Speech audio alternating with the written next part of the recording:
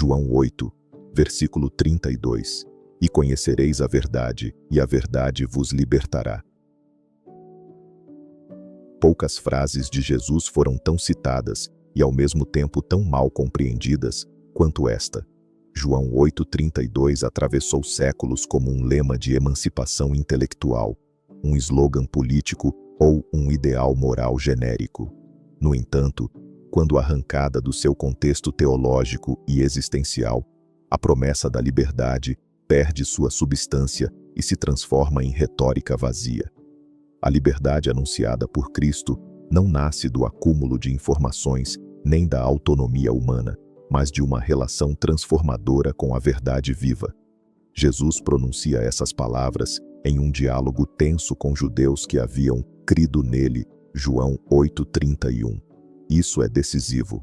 Ele não está falando a pagãos, ignorantes ou inimigos declarados, mas a pessoas religiosas, familiarizadas com as Escrituras e confiantes em sua herança espiritual. A advertência implícita é profunda. É possível crer em Jesus de forma inicial e, ainda assim, não experimentar a liberdade que ele oferece.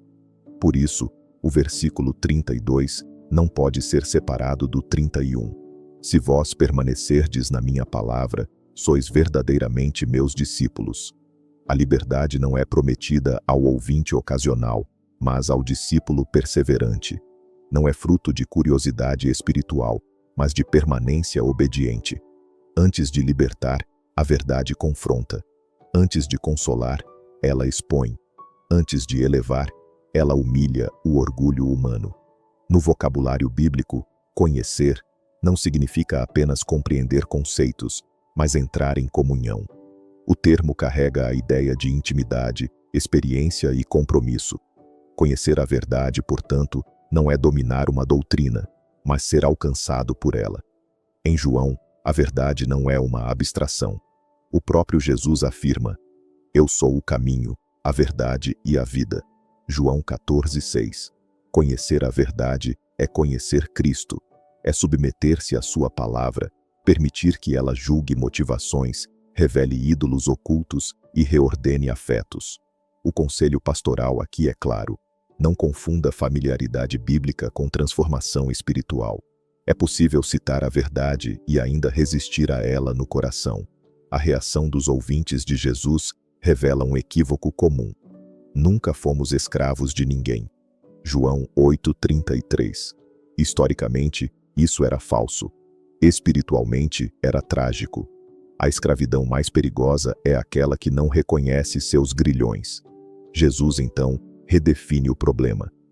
Todo aquele que comete pecado é escravo do pecado. João 8,34. Aqui a teologia encontra o aconselhamento prático. Muitos vivem convencidos de que são livres porque fazem escolhas, expressam opiniões ou rejeitam autoridades externas. No entanto, continuam presos a padrões destrutivos, culpas não resolvidas, medos recorrentes e desejos que governam a vontade. A verdade liberta justamente porque revela essa escravidão antes de quebrá-la. Conselho sábio: desconfie de uma espiritualidade que nunca o confronta. Onde a verdade está ausente, a escravidão permanece confortável. A liberdade prometida em João 8,32 não é a ausência de limites, mas a restauração do propósito. É a libertação da mentira sobre Deus, sobre nós mesmos e sobre o mundo. É a troca do jugo do pecado pelo jugo suave de Cristo, Mateus 11:28-30. Essa liberdade se manifesta de forma concreta. Liberdade para obedecer sem medo. Liberdade para confessar sem desespero. Liberdade para amar sem cálculo. Liberdade para sofrer sem perder a esperança.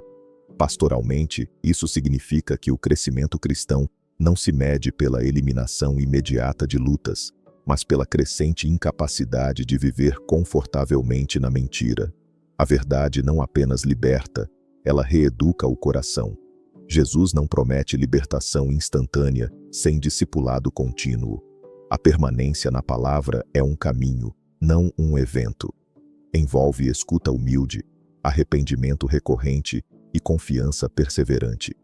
A verdade liberta, mas também exige fidelidade. Conselho final: não busque a verdade apenas para se sentir livre, busque-a para ser fiel. A verdadeira liberdade cristã não consiste em fazer o que se quer, mas em finalmente querer o que é bom, justo e verdadeiro diante de Deus. João 8,32 não é um convite à autonomia humana, mas à rendição ao Cristo verdadeiro. A liberdade que o mundo promete começa no eu. A liberdade que Jesus concede começa na verdade, e a verdade é Ele. Conhecê-la é mais do que entendê-la, é permitir que ela nos conduza, nos cure e, finalmente, nos liberte para viver como filhos na casa do Pai.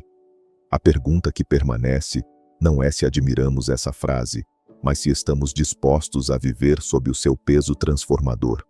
Porque a verdade que liberta é a mesma que exige permanência, obediência e fé.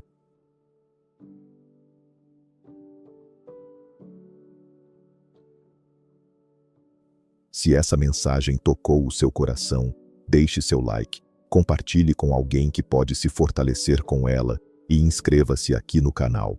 Cada gesto seu faz diferença, espalha esperança, fé e transformação através dos ecos nas escrituras que chegaram a ti. Obrigado por caminhar junto conosco nessa jornada. Deus abençoe você.